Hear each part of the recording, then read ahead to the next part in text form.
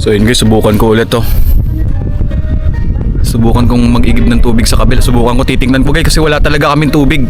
Ang hirap ng tubig, hindi namin matsyempohan yung low tide, wala na. Hindi na mababa, hindi na bumababa doon sa may balon na pwedeng limasan. So susubukan kong tumawid ng kabilang isla, check ko kung pwedeng limasan yung maliit na balon doon kasi dalawa yung balon doon. Kung may maliit na balon doon na pwedeng limasan, yun malilimasan. So kung wala naman, antay talaga. May tubig lang na mayroon kami, yung inumin guys. So tatawid ako sa kabilang isla na yan. Titingnan ko kung makakakuha ako ng tubig.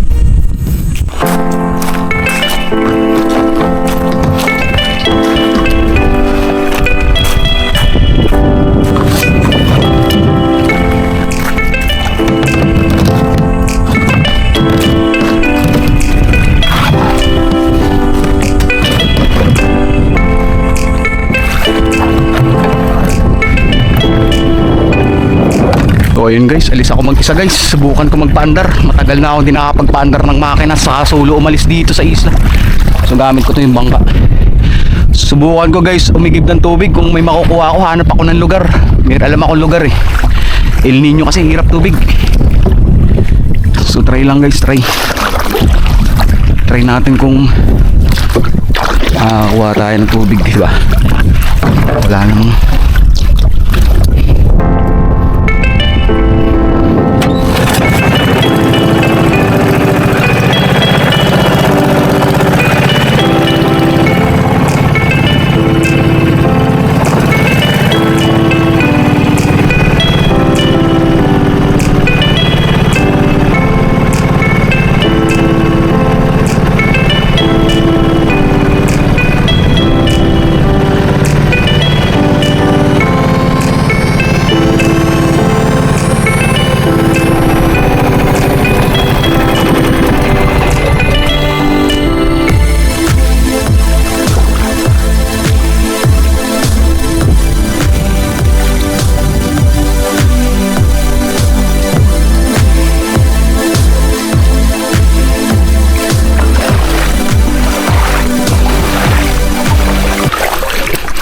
guys, nakakakuha ng tubig dito dati.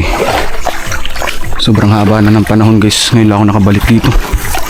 Sana may tubig.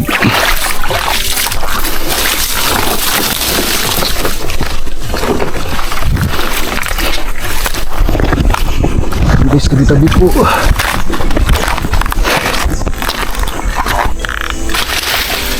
Guys, sobrang guys. So ayun guys, nakatawid ako dito sa kabila pero check ko sobrang daming basura. 15 years ago, maliit lang yung balon na to eh. Lumaki ng konti, tapos lumalim. So El Nino ngayon, medyo malalim siya, pero may tubig pa rin. So hopefully, makakapag-ihib ako ngayon. So ang daming basura guys. Sobrang tagal na nito bago ulit na nalimasan. So tumawid pa ako galing sa bahay papunta dito. So sobrang daming basura ko guys na nakuha. Ito guys yung basura na nakuha ko sa balon. So ayan basura. So ito yung balon guys. Sana maya pwede nang yan, may tubig naman siya guys. Kato medyo malalim. Yan, kahit pampaligo ng baboy, pang-inom ng baboy guys. Kailangan kasi namin.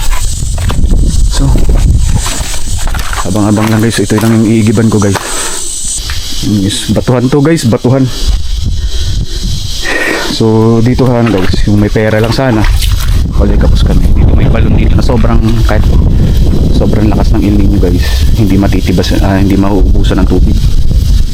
Yung balon na to. Ayan yan. Problema guys, yun natabunan, sobrang tagal natabunan na. So tinambakan nila mama ng bato. So, natabunan na guys. So, balak sana nila to ipasemento kaso wala eh, walang budget. Hindi talaga kaya ng wala na hirap buhay. Batuhan yung lugar na to guys, sobrang lalaki ng puno dyan guys. Kaya tubig okay na okay. So ayun lang guys, sana makakuha ko ng maraming tubig. Tignan ko guys. So ayun guys, after 1 hour nakadaming beses akong naglimas ng balon, so mahina yung tubig pero tabang. Pwede na siyang gamitin sa baboy pang inom. Pero pwede rin siyang inumin, pero kailangan maraming beses pang limas kasi malatak. Maraming mga ugat-ugat na ano to, sobrang sumibol, sobrang tagal na hindi nalilimasan. So pwede nang pagkunan ng tubig. Paano, nakakapagod guys, sobra. So flex ko sa inyo guys kung gaano lang karami yung tubig, pero pwede na. Tagal to. So matatagal na ako makapuno ng 1-2. Maraming container na yan. Pero tsatsagain ko yan guys kasi kailangan eh. Ganun talaga. So yan guys. Ito na yung balon guys. Pwede nang igiban. Yan na yung tubig nyo guys. Pero malinaw guys. Pwede na yung pang inom sa baboy. So ayun. Hindi pa ako kahit isang container guys. Hindi pa ako nakakaisa. So ito pa yung pupunuin ko, marami pa. Sana bago magtaib ng sobra, punuan ko na to lahat guys. So ayun guys, after mga 2 oras pagod, so napunuan ko rin yung mga tubig na ay mga container na dala ko. So hindi ako nabigo. Akala ko kasi sobrang tagal ko na, kasi mga 15 years to 17 years na akong hindi nakakabalik sa lugar na to. Na may tubig pa pala, pwede pa pala makaigib. So kailangan mo lang talaga mag double effort kasi tatanggalin mo yung mga dumi sa ilalim ng balon. Kasi matagal talagang hindi nalimasan, halos ang dami ng mga ugat na humaba, ugat ng puno. So ang ginawa ko, nilimasan ko ng nilimasan, pinutol ko yung ibang ugat. Tapos may tubig pa rin, sobrang tabang, grabe, manamis at tabang.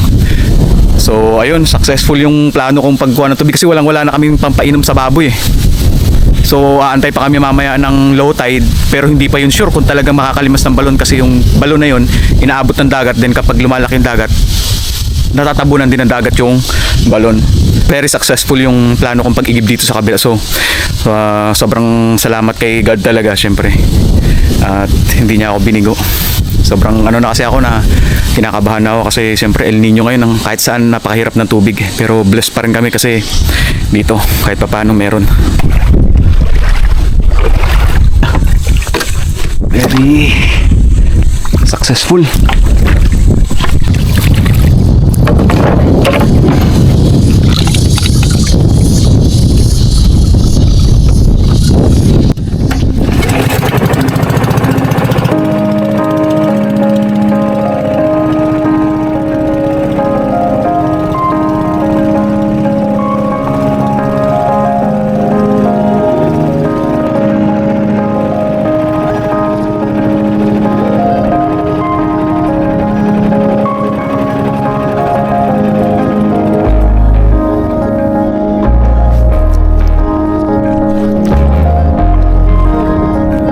So ayun guys, successful yung lakad ko ngayon. Nakaigib ako ng tubig na pang inom ng baboy guys.